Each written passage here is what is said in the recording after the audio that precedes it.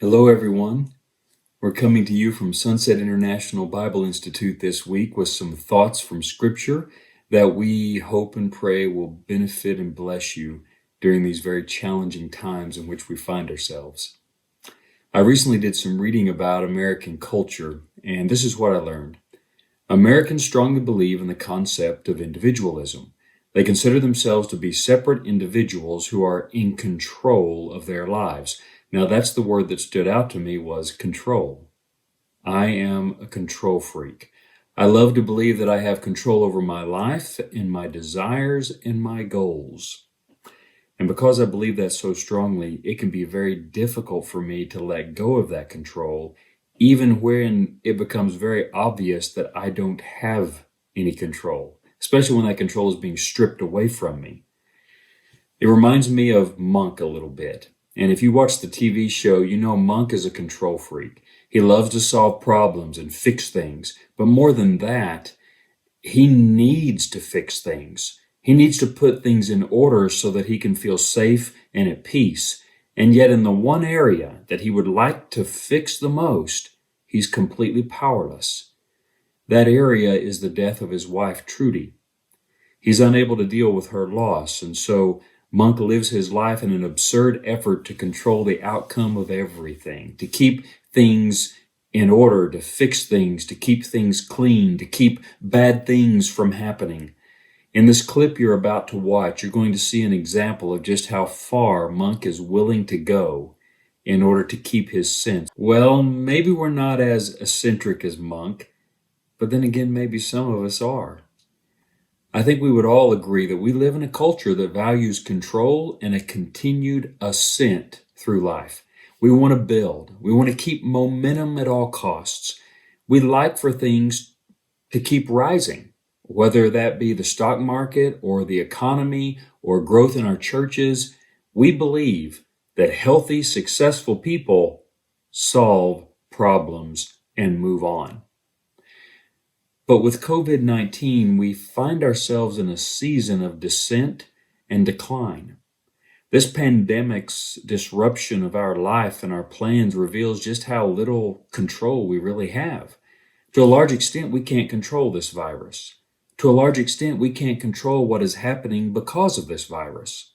Many of us are suffering loss, or at least the potential of loss. We're suffering the loss of normal schedule, loss of a dream, loss of walking the stage at graduation, the loss of freedom to do the things that bring us so much joy, the loss of health, the loss of earthly security, jobs, finances. There's new stressors at home. For some, working at home with small children who are doing classes online, that's a huge challenge. Church is gone for most of us. Our rhythms are gone. Our choices are limited. We can't go and see our loved ones in the hospital or in the assisted living facility. We can't say goodbye to family members in hospice. And beneath it all is this uneasy feeling that I'm losing control, and a fear that says if I lose control, I'll lose everything. As we deal with loss of control and freedom in our lives, we can go through a roller coaster of different responses. One response could be, keep on keeping on. Be strong. Will not be overcome by this. What is the strategy? What's the new plan? We ask maybe, how can I hold it all together? Will I hoard? Will I pull back and watch? Will I be strong? Will I jump in and make things happen? How can I leverage this virus situation and still reach my desires and goals?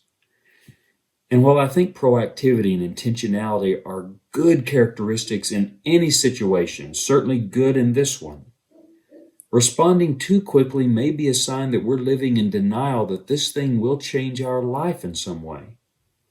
Responding too quickly to preserve the status quo may be taking for granted that change is always a bad thing.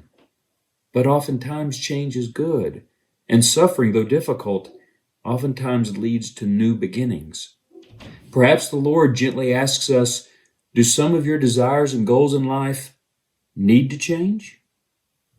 Another response that could come from some of us is the end of the world attitude. And that says, all is lost. This thing that is happening to us, I think it's here for a while. But when it leaves, things will be different to some degree. Different often feels negative. It can lead us to feel depressed, down. Feelings of dread can set in. And if we're not careful, this end of the world perspective, it could lead us to despair and lose our faith. I think the Lord reminds us that the things which are the most important to us, truly important, which are vital to our well-being, they're all under His control. And He loves us so very deeply. Our theme this week has been Immanuel, God is with us. Are we with God? Are we adjusting our perspective to be sure that it is a godly perspective? I want to read to you from Psalm 22, verses 1 through 5. My God, why have you forsaken me? Why are you so far from saving me? So far from my cries of anguish? My God, I cry out by day, but you do not answer. By night, but I find no rest. Yet you are enthroned as the Holy One. You are the one Israel praises. In you our ancestors put their trust. They trusted, and you delivered them. To you they cried out and were saved. In you they trusted and were not put to shame. The psalmist is struggling here, and he's suffering horribly, and he directs his suffering to God. And it's obvious that it is not God's will to just make this suffering go away. God has a larger, and if the psalmist can see it, a better plan to achieve through this suffering. And so the psalmist can only see the joy on the other side of this suffering through faith. And so the psalmist reminds himself of the faithfulness of God in the past and the role of the people of God, the people of faith. What's their role during these difficult times? And he says their role is to cry out in their suffering to God. They don't deny it. They don't downplay it or look over it. They trust in God. They wait in God. The psalmist also reminds himself that God delivers the faithful. God always keeps His good intentions and His purposes for His people. The first verse of this psalm probably brings to your mind the final words of Jesus on the cross. He cried out in His suffering, my God, why have you forsaken me?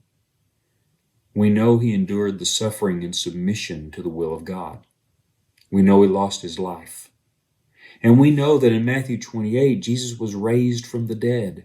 And we remember that for the faithful son and daughter of God, after death, there is always resurrection. This is true for the death of a loved one. This is also true for the death of an idea or a dream or the plans we had for the future. When things change, we grieve the loss of what was or how we expected things to be. But we know and trust that God is working to make all things in our lives new. He's working through suffering to redeem, to restore, to grow, to change, to make us holy in the image of His Son. And He's working to use us to bless others. Parker Palmer writes about a season of decline and the suffering that went along with it, and he speaks of a discovery at the end of that suffering. He writes, in my own experience of autumn, I am rarely aware that seeds are being planted. I am easily fixated on surface appearances, on the decline of meaning, the decay of relationships, the death of a work. And yet if I look more deeply, I may see the myriad of possibilities being planted to bear fruit in some season yet to come. In retrospect, I can see in my own life what I could not see at the time, how the job I lost helped me find work I needed to do, how the road closed sign turned me toward terrain I needed to travel, how losses that felt irredeemable forced me to discern meanings I needed to know. On the surface, it seemed that life was lessening, but silently and lavishly the seeds of new life were always being sown. The Lord has plans to bless us, to give us hope and a future, to establish for us an eternally good future in all the very best of ways. I'm convinced He cannot fail. I'm convinced He doesn't want to fail. He wants to fulfill all his good dreams for each of us. And so I want to encourage you to cry out to him because he cares. I want to encourage you to trust him because he can help you. And I want to encourage you to wait on him by adjusting your perspective to reflect his purpose and his faithfulness.